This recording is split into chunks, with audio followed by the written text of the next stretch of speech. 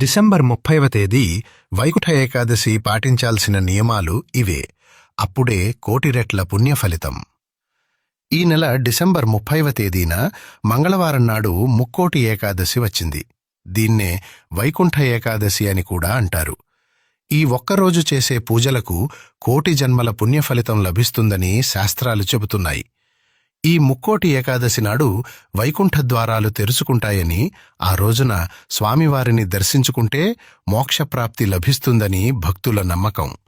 అలాగే ఈరోజు 33 కోట్ల మంది దేవతలు వైకుంఠానికి చేరుకుని శ్రీ మహావిష్ణువుని దర్శించుకుంటారని పురాణాలు వివరిస్తున్నాయి.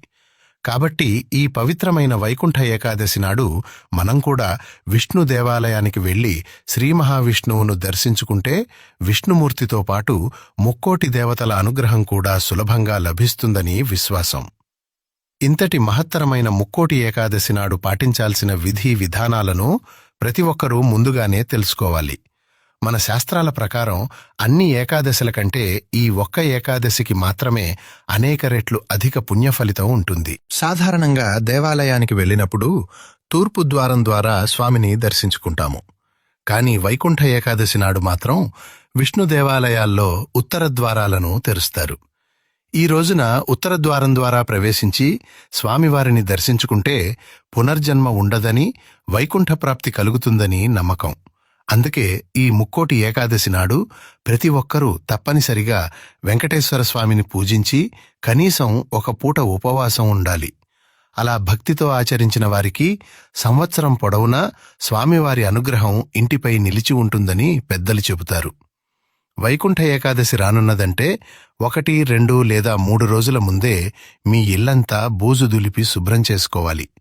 ఇంటిని శుభ్రంగా ఉంచుకోవటం ద్వారా స్వామి అనుగ్రహానికి మార్గం సిద్ధమవుతుంది. ముఖ్యంగా ఈ ముక్కోటి ఏకాదశి నాడు విష్ణుమూర్తి విగ్రహానికి ఆవు పాలతో అభిషేకం చేస్తే అనేక వేల రెట్ల పుణ్యఫలితం లభిస్తుందని శాస్త్రాలు చెబుతున్నాయి. అందుకే ఈ ముక్కోటి ఏకాదశి వచ్చేలోపు ఒక చిన్న విష్ణుమూర్తి విగ్రహాన్ని తీసుకుని మీ పూజ గదిలో ప్రతిష్ఠించుకోవటం చాలా శుభప్రదం. అలాగే ఈ ముక్కోటి ఏకాదశి నాడు ప్రతి ఒక్కరి పూజ గదిలో తప్పనిసరిగా బియ్యపిండితో శంఖం, చక్రం, నామం వంటి ముగ్గులు వేయాలి. ఇలా చేయటం ద్వారా స్వామివారు స్వయంగా మీ ఇంట్లోకి అడుగు పెడతారని నమ్మకం. విష్ణుమూర్తికి అత్యంత ప్రీతికరమైన వాటిలో తులసి దళాలు ముఖ్యమైనవి. కాబట్టి ఈ వైకుంఠ ఏకాదశి నాడు తులసి దళాలతో స్వామివారిని పూజించాలి. తులసి లేని పూజ అసంపూర్ణమని మన శాస్త్రాలు స్పష్టంగా వివరిస్తున్నాయి. ఈ వైకుంఠ ఏకాదశి నాడు ఇంట్లో పూజ చేసే ఆడవారు పూజ గదిలో ఉన్న వెంకటేశ్వర స్వామి చిత్రపటానికి తులసిమాల వేసి దీపారాధన చేయాలి.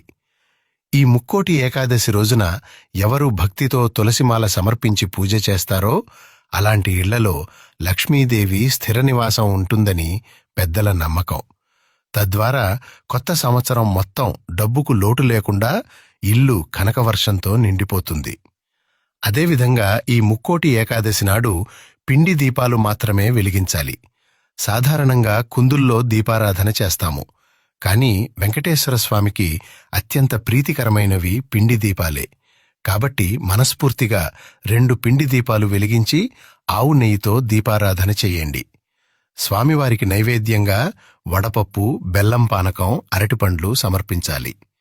గోవింద నామాలను చదువుతూ స్వామివారిని పూజించి కర్పూర హారతి ఇచ్చి నమస్కారం చేస్తే చాలు. అలా చేసిన భక్తులపై స్వామివారి చల్లని చూపు తప్పక పడుతుంది.